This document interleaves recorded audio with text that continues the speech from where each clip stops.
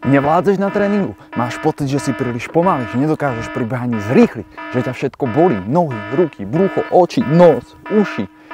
Ak máš pocit, že nedokážeš odbehnúť ani kilometr, že každú chvíľu skapeš, pomôžu ti tieto 3 jednoduché tipy, ako si uľahčiť beh. A chceš, aby si bol rýchlejší, efektívnejší, brutálnejší, aby si odbehol čo len chceš. Sleduj ako na to.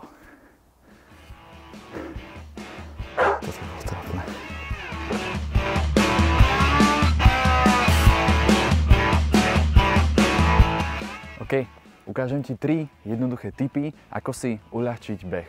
Prejdeme si náklon trupu, následne rytmus a dýchanie, no a na záver práca páží. V prvom rade si treba uvedomiť, že naše telo funguje ako motor v aute. Ak my zlepšíme len jednu zo súčastiek v tom motore, nedokážeme zlepšiť celistvý výkon toho auta.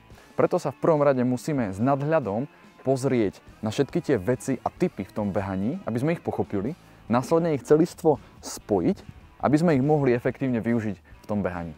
Určite si už počul o náklone trupu vpred. Ide o to, že ak sme pri behaní príliš vystretí alebo v záklone, musíme prekonávať pri behaní väčší vertikálny pomer, čiže skáčeme telom oveľa viac do výšky hore a dole. Čiže sa tomu hovorí oscilácia. Ak ale na druhú stranu pri behu celý čas padáš vpred a si naklonený, prekonávaš menší gravitačný odpor, tým pádom telom skáčeš vertikálne menej hore a dole. Tým pádom ten beh je efektívnejší, ľahší a rýchlejší. Častokrát si ľudia mýlia pojem predklon a náklon tela. Ide o to, že musíme naozaj simulovať pocit toho pádu a že musím vykročiť tamto nohou, lebo ináč by som spadol. Následne skús toto cvičenie v pohybe. Ideálne na nejakej rovinke, chodníku, tartane, lúke. Začni veľmi pomalým tempom, vystretý alebo až v takom miernom záklone. Postupne ale tlač tvoj trup, tvoje boky, celé telo do mierneho náklonu a postupne by si mal cítiť, ako stále zrýchľuješ a zrýchľuješ. Toto je ideálna a praktická ukážka toho, ako ten náklon pomáha. Druhým typom je rytmus a dýchanie. Jedno aj druhé musí byť pravidelné. Iba vtedy ten beh bude ľahší, jednoduchší a efektívnejší. Pomôže ti jednoduché cvičenie na mieste, preskakovanie z pravej na ľavú, ideálne rytmom hop, hop, hop, hop, hop. Tu sa bavíme o kadencii behu, aby bola ideálne v rozmedzi okolo 80-90 krokov jednej nohy za minútu. To ti pomôže práve tento rytmus na mieste. Ak budeš robiť príliš veľké kroky, je to neefektívne. Vyskúšaj si jednoduché cvičenie na úseku 5-10 metroch, jedenkrát to prejsť na čo najmenej najdlhších skokov a druhýkrát o polovicu menších skokov, ale logicky o niečo viac. Malo by to výjsť, že ten druhý pokus by mal byť jednoznačne jednoduchší a ľahší. A presne takto funguje aj v behu. Čiže pri behaní nechceme robiť veľké kroky, ale práve viac, ale rýchlejších, menších krokov práve v rytme. Spolu s rytmom súvisí aj to dýchanie, ktoré má byť rovnako pravidelné. Ideálne rovnako dlhý nádych, rovnako dlhý výdych. Nechceme zbytočne skracovať nádych alebo predĺžovať výdych.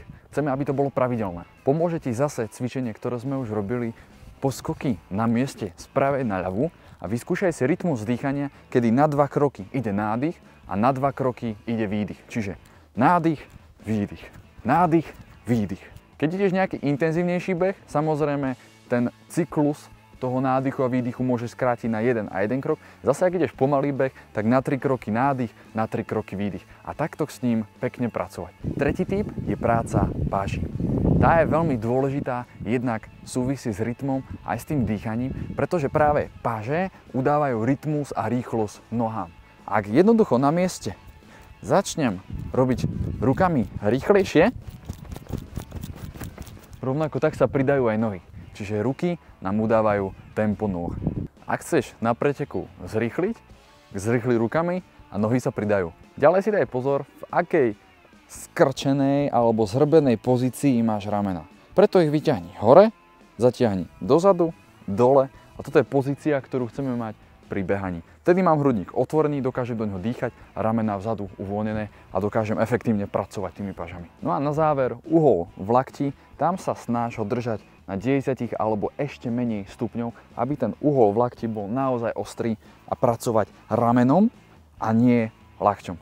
Keď ten lakeť bude otvorený, jednoducho bude väčšia páka a bude to väčší záber na ramenách. Navyše pri vystretých lakťoch nedokážeme nabrať takú pravidelnosť a rýchlosť ako s pokrčenými. Tak si to zhrňme. Náklon trupu, dýchanie a rytmus a spoj to s prácou páži. Ak tieto 3 veci dáš dokopy a dokážeš ich pochopiť a využiť práve v tom pohybe, v tom behaní, to behanie bude jednoduchšie, rýchlejšie, ľahšie, efektívnejšie.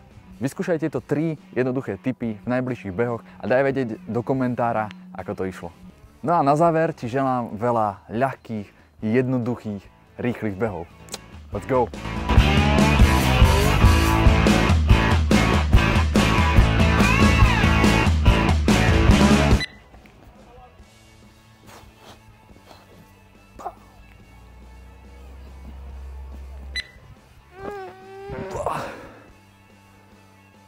A preto hlavne... Yes, smetiari.